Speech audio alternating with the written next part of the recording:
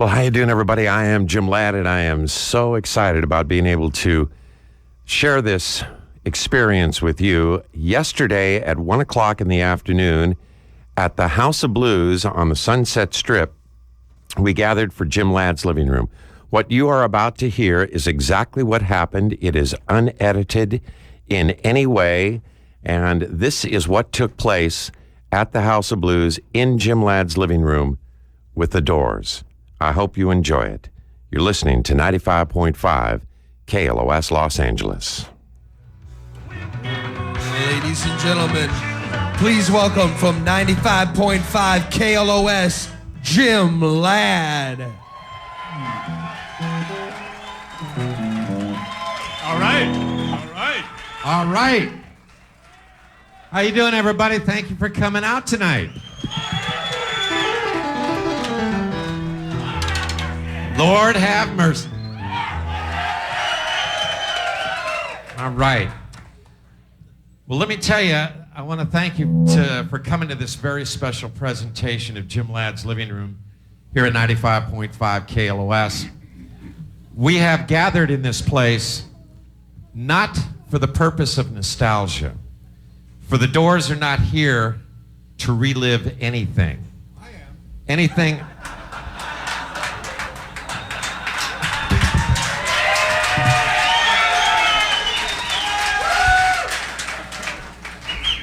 $200, Why is it always the drummer? That's all I want to know. Well, apparently, the Doors are not here to relive anything, except Stewart is here to relive something. All right. What we're here to celebrate is the music. Music more important than any sum of its parts, which will speak as clearly today as it was when it was written. We have gathered here to bear witness to a new beginning. A new beginning. Yeah. This is a new incantation for a modern yet familiar ritual. And with that in mind, I have to ask you this one question. Is everybody in? Is everybody in?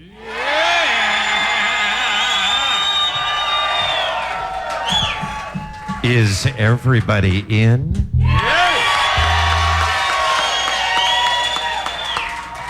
The ceremony is about to begin. Ladies and gentlemen, live from Jim Ladd's living room, The Doors.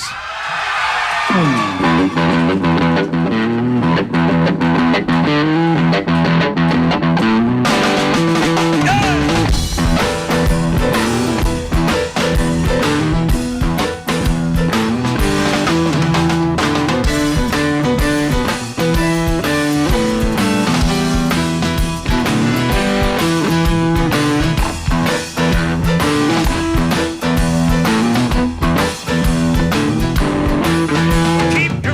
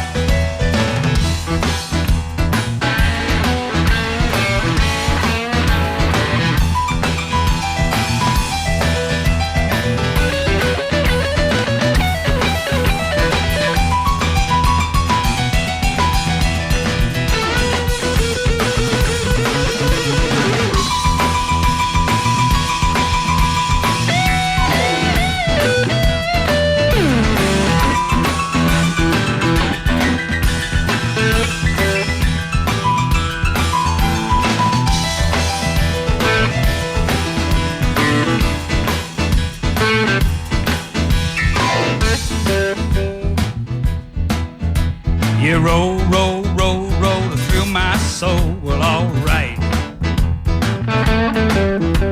You roll, roll, roll, roll through my soul. You gotta keep, got to go. Conk, conk, chonk. Got your ancient puma, got your bebop balloon, got your black bean, got your east sideways. Well, yeah.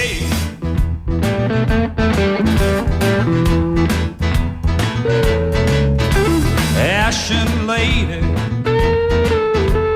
ashen lady, give up your vows, give up your vows. Save our city, save our city, right now.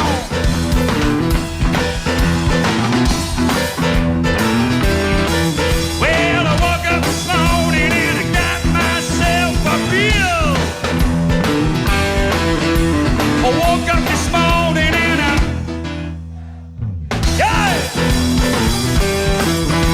I woke up this morning and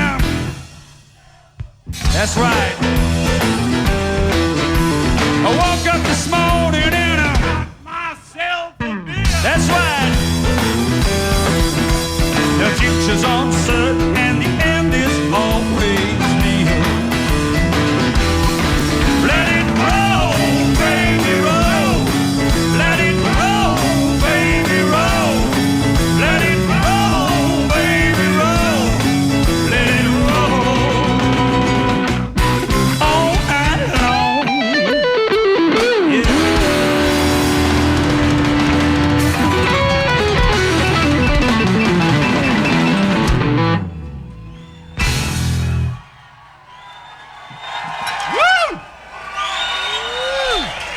Yeah. Yeah. Yeah. All right. Well, thank you for coming. Thank you for coming. Yeah. Oh, we've got a new arrangement for Strange Days. We're going to do Strange Days for you. And this is our brand new arrangement.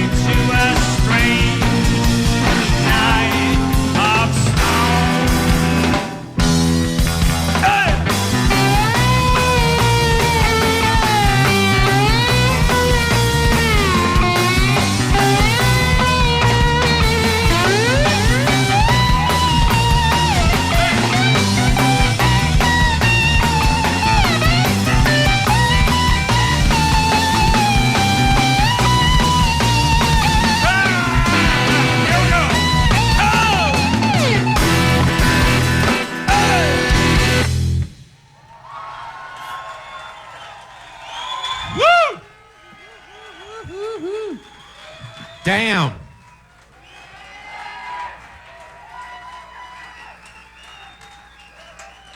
I think you know everybody up here. Ray Manzarek. Thank you. Robby Krieger. Ian Astbury. I hesitate to do this, but Stewart Copeland on the drums. And a gentleman by the name of Angelo on bass. What's your last name, Angelo? Barbera. Angelo Barbera on bass. Like Hanna-Barbera. Let's start with Mr. Manzarek here. Hiya, Jim. How you doing? I loved man? it.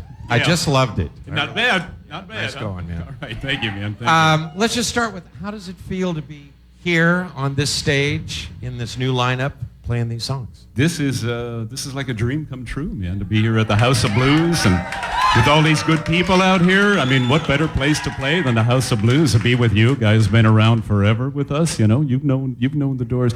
Jim and I first hooked up when after Mr. Morrison died.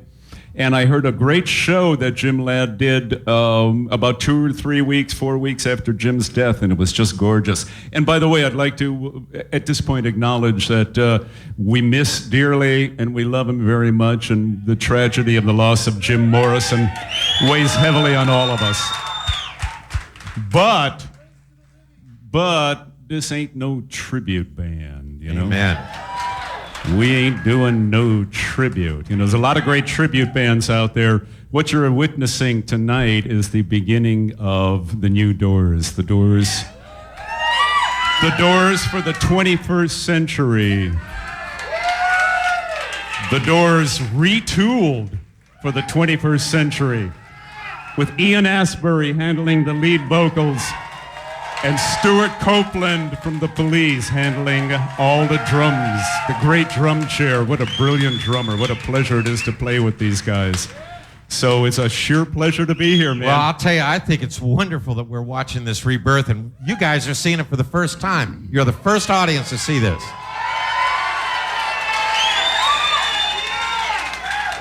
Let me ask Mr. Krieger. I'm sorry, Robby, you're going to have to get up and trundle over to the mic. Thank you very much.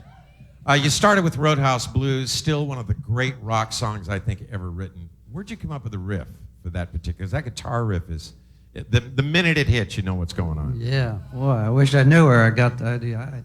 I think Jim Morrison had the idea. He said, "Robby, just go dun dun dun dun dun dun dun dun dun." It's okay. So from that, yeah. See, I can go dump to dump, but it's making it come out a guitar riff that is. Let me ask you, too, and I'm going to ask you first, Ian, and then the drummer, who I'm going to have trouble with all afternoon, I know. Oh, am I cool now? Okay, good. Well, I want to ask you both individually what this music means to you on a personal level. You know, as not only as somebody who's now playing it, but what is it? How does it speak to you as a person? It's I've been a Doors fan since I was about 10 or 11 years old. I remember first hearing Riders on the Storm on the radio. I used to have a little radio. I used to put it under my pillow. My parents didn't know about it. And I remember hearing Riders on the Storm when I was about 10 years old and absolutely being mesmerized by that song. And during the punk rock years, I came out of punk rock really. One of the few classic bands that was embraced by punk rock was the Doors. And certainly in the Liverpool area where I grew up, the Doors was a very, very important band. 1980, you walk into any club in Liverpool, you would hear the Doors. And a club I used to go to was right where the Cavern used to be, where the Beatles originated. The Doors music was omnipresent there. And it's been with me ever since. And, you know, this is it's a huge responsibility, having to sing, obviously. You know, it's pretty obvious. You know, the knives are out. I mean, everyone's there waiting. But it's a privilege, it's an honor, and with Robby and Ray, it's been amazing, and Stewart and Angelo. It's an amazing experience. And I hope you guys take this for what it is. I hope you're able to embrace it for what it is. Jim Morrison is irreplaceable. You know, Jim Morrison's almost a saint, so he's irreplaceable. But I'll do my damnedest to try and do justice to the music. Thank you. All right. Well said, man. Very well said. I've been finding out, Ian, I think you're pretty irreplaceable yourself, as a matter of fact. You know, that was very well said, and it does take balls of steel to step up and do what you're doing, but after what I heard, take a deep breath. You're here. Really. Well, I think I'm a couple years older than Ian, and I was actually playing in bands, and I had to play these. A lot sexier, though. Yeah. And I actually had to play these John Densmore songs, and these are always the tough ones because of his single-stroke rolls, and he had these persnickety fills. And the Densmore part, I mean, he's moaning about the Jim Morrison part, but the Densmore parts are not that easy either. Yeah. But I guess they're not going to kill me if I get them wrong. Right. They're going to get you, boy. Let me explain. But wait a minute, I haven't finished yet. Oh, okay. There's the part that I need to share with the audience, which is the fantasy part. There I am, aged 15 in a music store, you know, trying out a snare drum or something like that, and I'm imagining this fantasy that in walk the Doors. And I'm there trying out the snare drum, and they kind of overhear me in the corner and say, "Hey, kid, you're pretty good. Why don't you come back and jam with us guys?" And that was the fantasy then, and now, 30 years later, here we are. All right. Woo!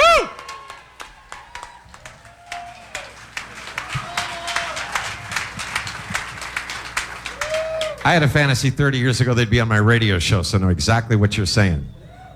Let me just say very quickly about John Densmore. He's got tinnitus. Tinnitus. John's ears have gone bad, yeah. And he's got tinnitus, and he's not going to be able to play rock and roll drums. So Robby and I said, "Oh God, man, because we got this whole Harley thing coming up, and we're looking forward to doing that, and Ian's looking forward to singing, and it's going to be a great night out in Fontana out there. So, this Friday, it's going to be fabulous." So we got Ian singing, and and Angelo is going to be covering the bass stuff, and all of a sudden we don't have a drummer. So Robby and I said, "Well, God, who can we get to replace John? Who can we get as the new Doors drummer?"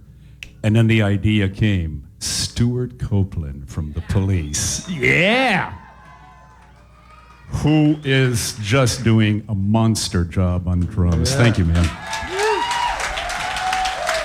I wanted to save this for the stage rather than backstage, but I called John last week, and John Densmore was excited this guy was playing. He has so much respect for Stewart Copeland as a drummer. He said, man, they could not have gotten anybody better to sit behind that drum kit. So that's pretty high praise from John Densmore. All right, Stewart. Ray? Jim, you know what? Jim, I talked to John. Go ahead. No, he's just, he wanted to, give his blessings to what we're doing, and he was, like you said, he was really happy that Stewart is going to be the drummer. And so he's cool with the whole thing. All right. All right. Good. High praise indeed. You guys, the three of you, have always been so protective of Jim's legacy. And, to this date, we don't hear the Doors on car commercials. Thank you very much. Thank you for that. And you've just been very protective of his legacy and so forth. Do you think he'd be, I think he would be extraordinarily proud to know that everybody came here today to hear this music 30 years down the line, don't you?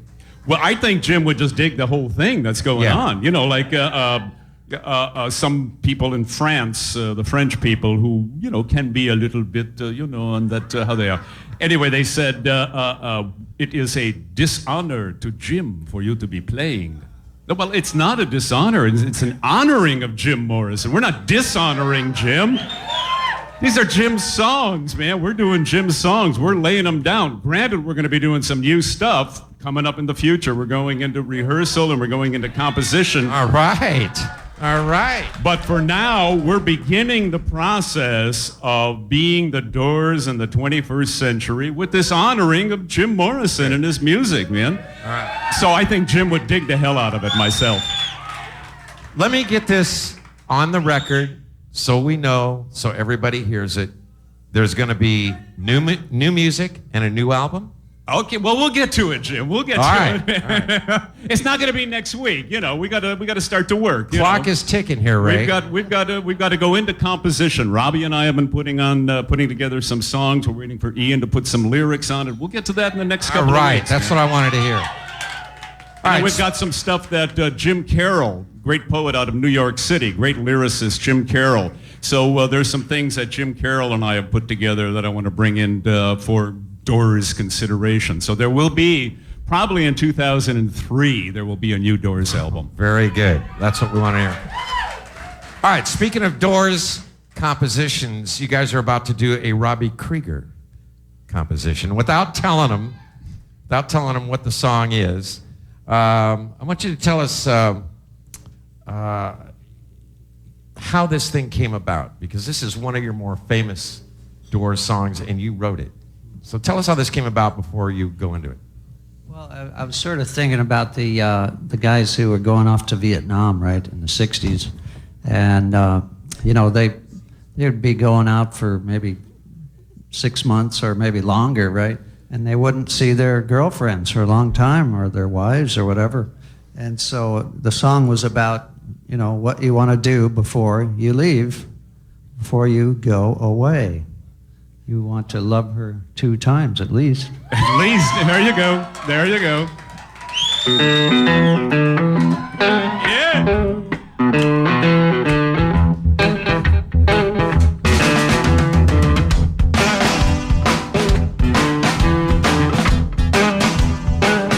Love me 2 times, baby. Love me twice per day. Love me 2 times, girl. I'm gone away. Love me 2 times, girl. One for tomorrow, one just for today. Love me 2 times, I'm gone away.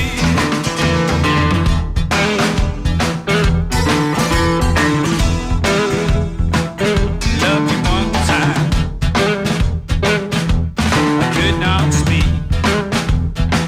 Love me 1 time. Yeah, my knees got weak.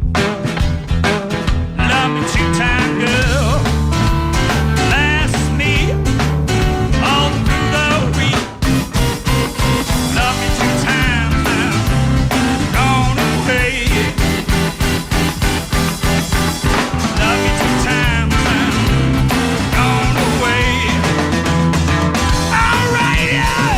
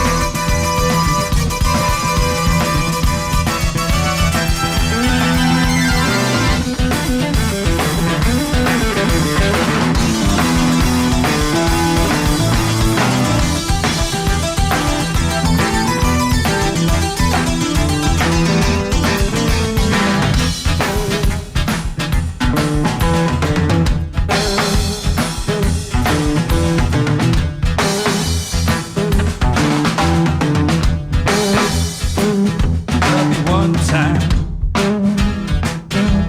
I could not speak. Love me 1 time, baby. Yeah.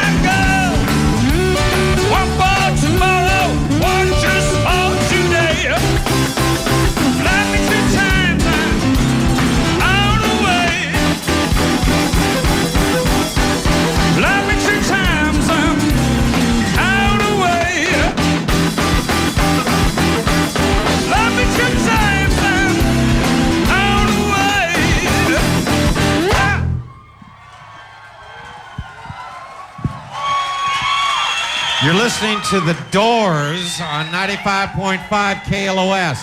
The Doors, ladies and gentlemen. Thank you.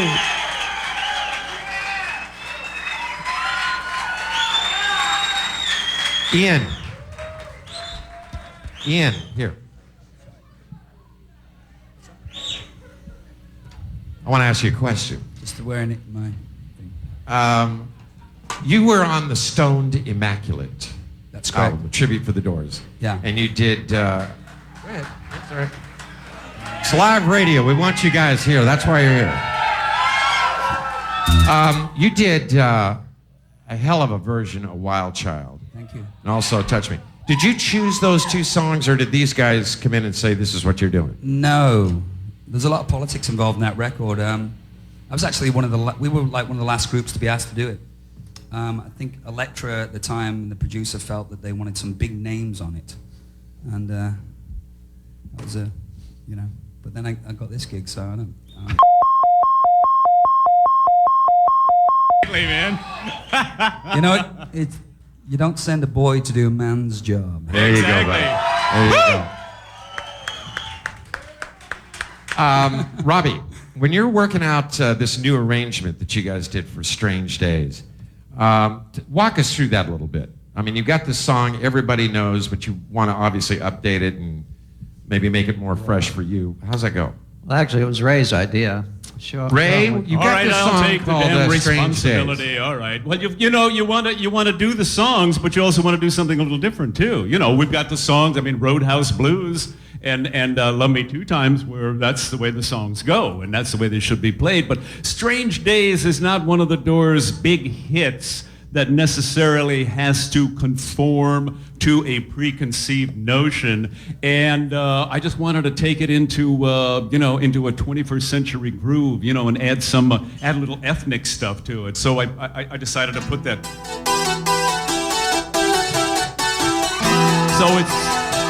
And we're just going to do that recording, and we're going to ride out on that. And what I want to do is I want to have people in Abu Dhabi dancing to this. I want Bahrain. I want them. Actually, I wouldn't even mind it if they were dancing to this in Iraq, So we don't have to do, what we used to say in the 60s, folks, make love, not war. Amen. That's what the 60s were all about. It was about peace and love and a time of decency. Love between human beings on this planet. What do we got? We got this little globe, this little marble that we live on. We dance our dance for 75, 80, if we're lucky, 85 years. By God, we better live together in love, peace, and harmony. No war, man. What is that war business that's going on? Beating the war drums? No beating of the war drums. We don't have to do that. It's apocalypse. You mean man. you don't agree with President Bush? I'm not naming no names. I'm not naming no names. There are people beating the war drums in Washington, and this will not stand this time, man. This is the wrong thing to do. We got to bring all those people into the 21st century and make them our friends, and all of us can live together. Make love, not war. So that's why I did this new arrangement in a way. So Strange Days, I want people dancing in the Middle East, man. I want people dancing to Doors music. I couldn't agree more, but I got to be the devil's advocate here. It's my job. I got to be Look, Zeppelin, big fan of Middle Eastern music, big influence on them. I happen to love it myself. Yeah. But how are you going to convince people who actually think what you do is the devil's work? By actually sitting here and playing something that brings joy to millions of people, that translates to them as actually something that is the definition of evil. How are we going to turn that around? Small percentage, very small percentage of the fundamentalists. Fundamentalism and even economic fundamentalism is the downfall of the world.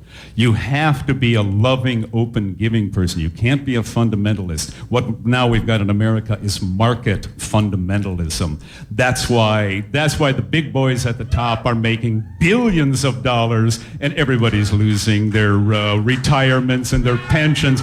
We got to stop those guys from doing that. That's fundamentalism. That's called market fundamentalism. It's a very small percentage, Jim. The vibrations of love in the music and the excitement and the passion and the sexual passion in the music is going to override all of the mullahs saying that's the devil's work. Because they said Elvis Presley was the devil's work. Yep. And remember the Absolutely. beat? 2 and 4. Man, I grew up. I was there when Elvis Presley first came on the scene. And that backbeat, that 1, 2, 3, 4, that was the devil's beat. White men dance on 1 and 3. Good, decent, holy, you know. White people dancing. Yeah. White people dance on 1 and 3, or even better, a 1, 2, 3. They don't go 1, 2, 3, 4, 1. That's the devil's beat. It comes low in the hips, drives you into a sexual frenzy.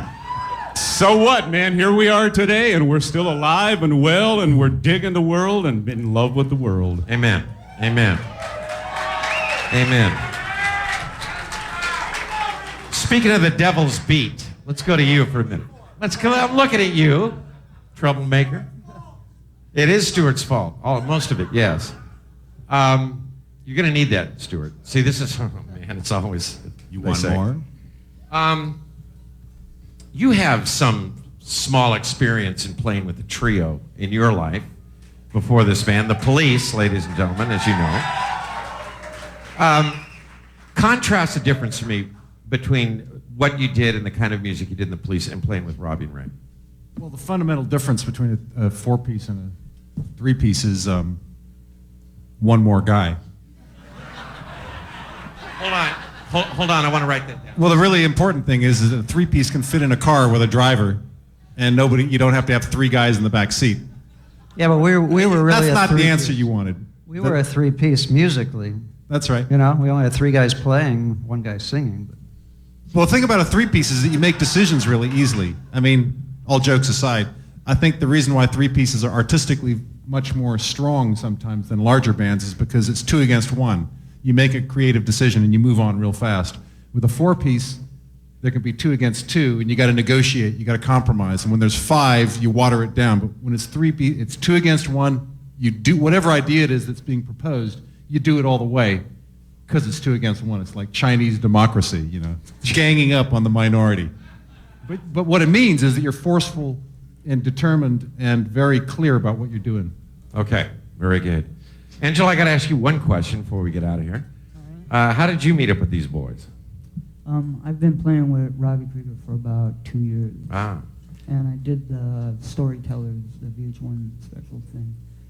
And I guess they like me, so I'm back. Good. I thought Ray was... And I must add, playing Ray's left hand there is a bitch. Is it really? But he's thought he doing was it just great. getting- He's doing it great. Angelo, you're fabulous, man. Thank you so much, brother. Good. Because for so long on stage, you always did it with... You were the bass and the keyboards. Yeah, you were yeah, it. right. A Fender Rhodes keyboard bass, and Right. played the Vox Continental, not the Farfisa, the Vox Continental. So for all you trivia buffs, the Vox Continental organ with my right hand. But that's an extension of boogie woogie. I mean, all piano players can do it. You know, it's just you learn how to play boogie woogie. Albert Ammons and Pinetop Smith and those guys, man, the great boogie woogie giants of America. As a piano player, that's what you learn how to do. So I just translated that into playing single lines like. I'll say this on the radio, what the hell, like Lenny Tristano. Not that anyone will know what I'm talking about, except for Lenny Tristano's family and, Anyway, Lenny Tristano was a great jazz guy who had a fabulous left hand and kept the beat going with his left hand. So it's very easy. It's not a difficult thing to do. Here's something this will be the last question, and we're going to let you guys get to this extraordinary tune. One of the hallmarks of the Doors' live performances was always your extraordinary ability to improvise on stage and take the music in a different direction every night.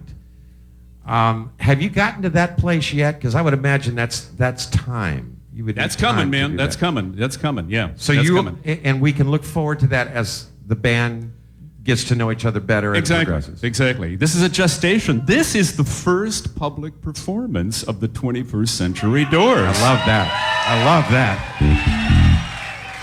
You ready? All right. Ladies and gentlemen, one more time. From 95.5 KLOS in Jim Ladd's living room. God, it's my pleasure. The Doors.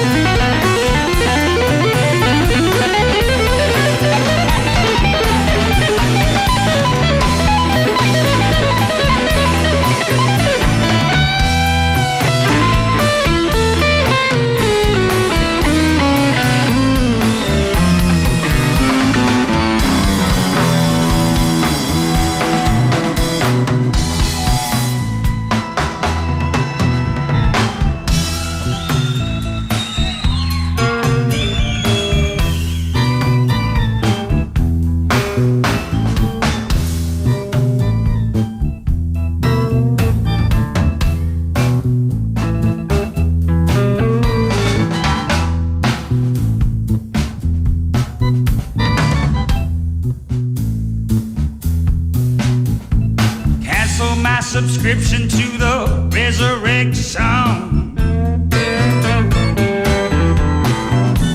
And send my credentials to the house of detention. I've got some friends inside.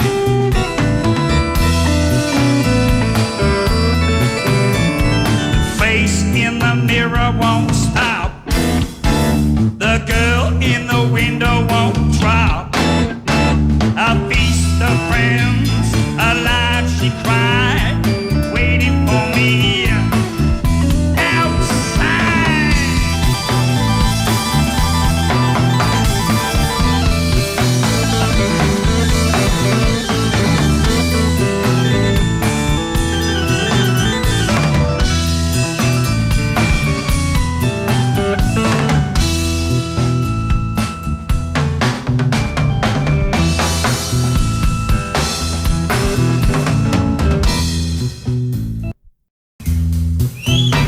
Before I sink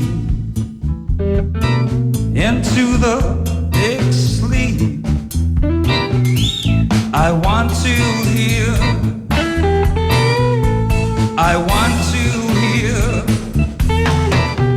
the scream of the butterfly.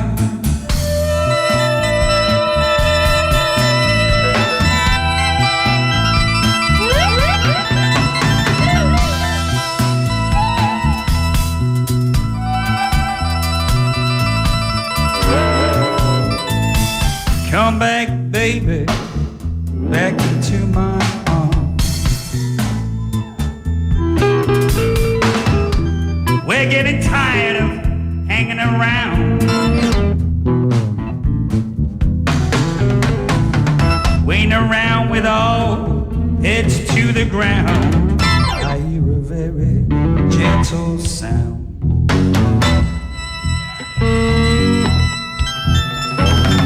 Very near yet very far, very soft yet very clear. Come today, come today.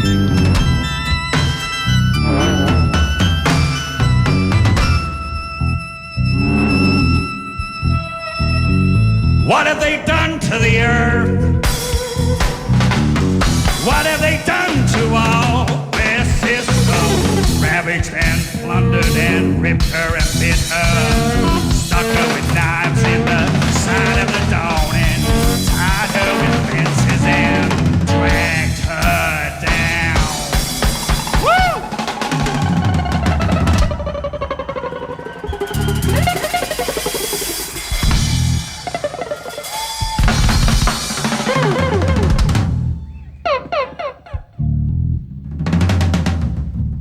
I hear a very gentle sound.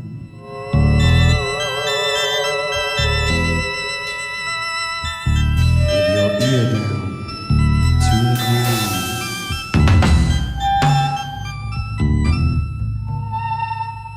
We want the world and we want it. We want the world and we want it now.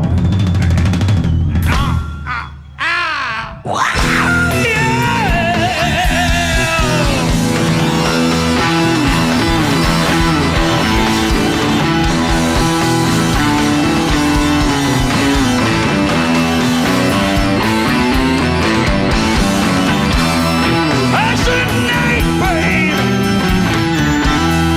see the light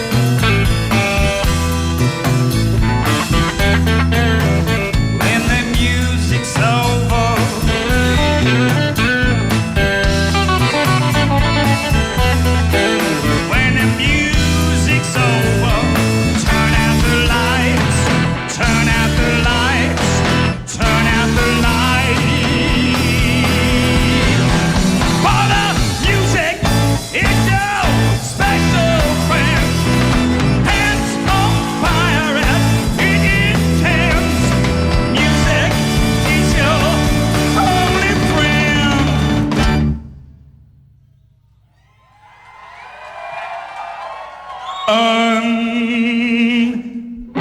the end. Until the end. Until the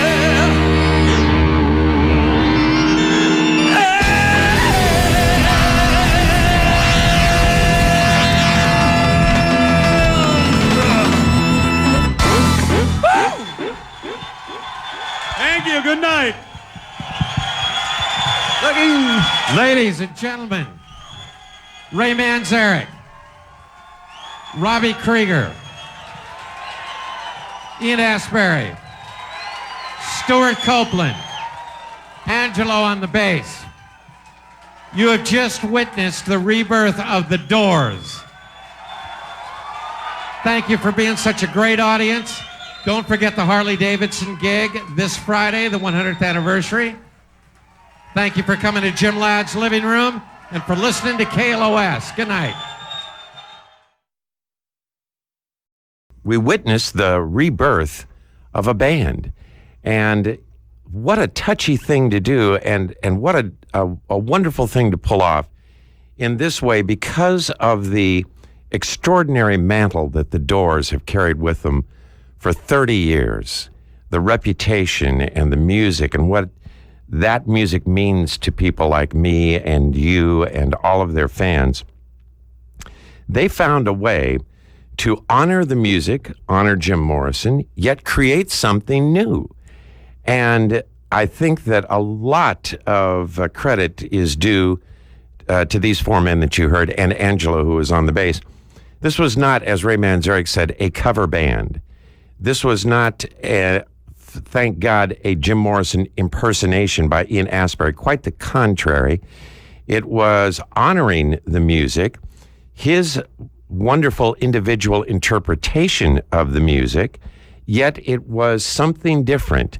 And what I look forward to now that they've made this statement is in the future to see what this band will create as in the terms of new music when they start writing and creating and come out with something new. I think this is wonderful.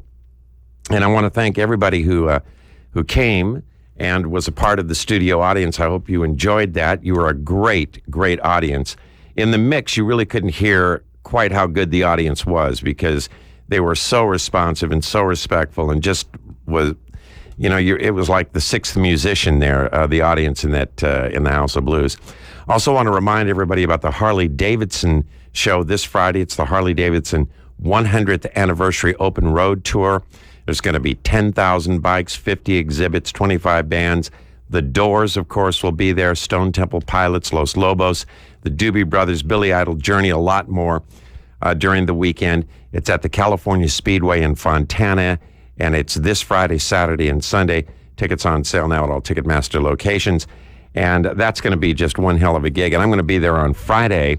It's going to be my honor to introduce the Doors as they come out on stage. So I'm looking forward to that. But what a wonderful job they did. And Stewart Copeland, great job doing the John Densmore stuff, because as he said, you know, a lot of this stuff was improvised when the Doors did this, not only on stage were they known for that, but when you do a song like When the Music's Over, that's improvised in the studio. That recording that you know so well was not written out with charts and everything. The Doors went in and made that up and played that as a band, which is so rare nowadays.